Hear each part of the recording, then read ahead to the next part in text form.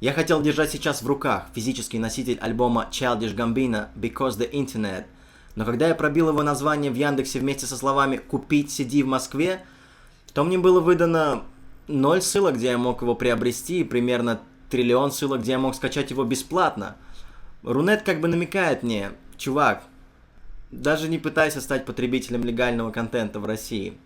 Окей, я закажу альбом из США, если его стоимость не выйдет больше 150 евро, если вы понимаете, конечно, о чем я. Я просто на старте хотел показать вам крутость дизайна и оригинальность оформления пэка диска, потому что именно с этого начинается знакомство с абсолютно любым альбомом. К счастью, Гамбино сам выложил в свой инстаграм видео, демонстрирующее упаковку альбома и обложку, меняющуюся в зависимости от угла обзора. Вы можете ознакомиться с ними по ссылке в описании. Альбом вышел 6 декабря, если быть честным, то после первого прослушивания я не был сильно впечатлен. Но в конце года я изучил рейтинг 50 лучших альбомов 2013 года по версии авторитетнейшего журнала «Комплекс», где Гамбино оказался в десятке. И я подумал: what the fuck? Чё я упустил? И я начал копаться в этом. Я прочел кучу рецензий критиков. Посмотрел обзоры известных рэп-блогеров на его альбом. Я увидел, наверное, все его интервью для ведущих радиостанций и порталов и понял: слона-то я и не приметил. Уже сейчас я признаю, что я не приметил, мать его, шедевр. Кто-то в своем отзыве назвал альбом Masterpiece, и я согласен, что это больше, чем рэп. Это произведение искусства. Это работа, достойная восхищения, и именно такой труд вдохновляет на собственные свершения. В одном из своих интервью Дональд Гловер, а это настоящее имя Childish Gambino, дословно говорит следующее: «Мне не интересно создавать альбомы, писать альбомы. Я хочу создавать миры». И это именно то, что он сделал. Он не просто написал рэп-альбом. Он создал мир отдельного героя, который можно понять, лишь собрав кусочки пазла, которыми является его альбом, собственно, что мы здесь и обсуждаем. И, внимание, 76-страничный сценарий, который живет вместе с альбомом. Альбом и сценарий не существуют по отдельности друг без друга. Только осознавая их вместе, можно представить себе полную картину глазами главного героя этого созданного вокруг него мира. Только вместе они создают историю. Помимо этого был снят получасовой фильм, некая прелюдия к сценарию, автором которой является тоже Гамбино. Также в сети есть другие короткие загадочные видео, твиттер-аккаунты, которые он специально создавал для размывания этой границы вымышленности и реальности персонажа. В общем, много всего того, что можно было упустить при первом ознакомлении. Все в том же интервью, которое я уже упоминал, Childish Gambino говорит, что ему интересен слушатель, который будет копать глубже, который будет интересоваться, а что это значит, а что здесь он имел в виду, а что этим он хотел сказать. Слушателя, который будет копать глубже и зарываться в этот материал для размышлений. Не с первой попытки, но я зарылся в это дерьмо и был просто поражен мультиталанту Гамбино, или Дональда, или обоих.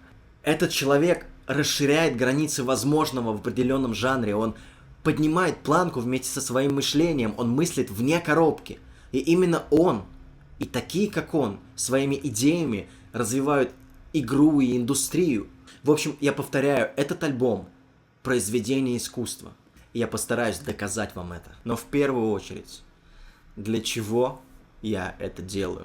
Да просто каково отношение среднестатистического жителя России или любой страны СНГ к рэпу? Не конкретно к российскому, а вообще к рэпу. Это до сих пор, в 2014 году, примитивнейшее понимание культуры и нередкое высмеивание или даже презрение со стороны обычных людей. Рэперы подтвердят: стыдно признаться, что ты занимаешься рэпом. Окей. Пускай здесь частично вина самих русскоязычных рэперов, они порой своим продуктом сами себя дискредитируют.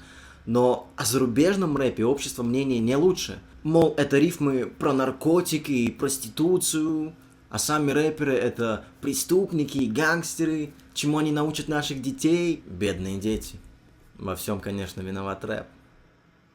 Да, есть про наркоту и шлюх, но этим людям тяжело понять, что рэп с упоминанием древнейшей профессии или запрещенных веществ от черных парней 20 лет, которые не закончили даже колледжа, может быть умнее, глубже и интереснее, чем любой продукт, выпущенный их звездами из журнала «7 дней» или передачи «Пусть говорят». Но это не всегда вина этих людей. Они не могут знать, они ведь даже не предполагают, ведь никто им не показывал, не тыкал их носом и не говорил, как на самом деле обстоят дела со словом рэп. Да что говорить об отдаленных от культуры людях? Большинство слушателей самого русского рэпа не представляют, какой мир от них скрыт за стеной, который можно назвать просто незнание английского языка. Еще раз, для чего все это? Я переживал очень много информации, проанализировал ее, подробнейшим образом изучил, рассмотрел с разных сторон, сделал много своих выводов и в итоге обрел некоторое знание, которым я хотел бы поделиться с теми, кому бы это было интересно.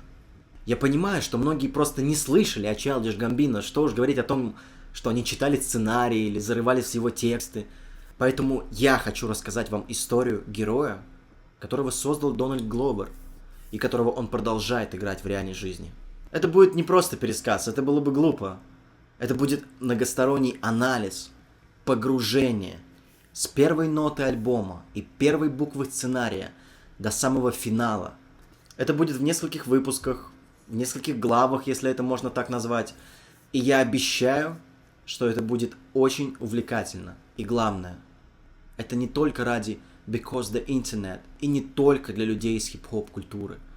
Я хочу познакомить вас всех с той средой, где создают что-то гениальное, уникальное, неповторимое и действительно достойное называться произведением искусства. В том числе, чтобы ваше понимание слова «рэп» изменилось. Для заинтересовавшихся я в описании оставлю ссылки, где вы можете купить или прослушать альбом, прочесть сценарий, посмотреть фильм. В общем, самостоятельно раскрыть это дельце. Для всех остальных, holla back!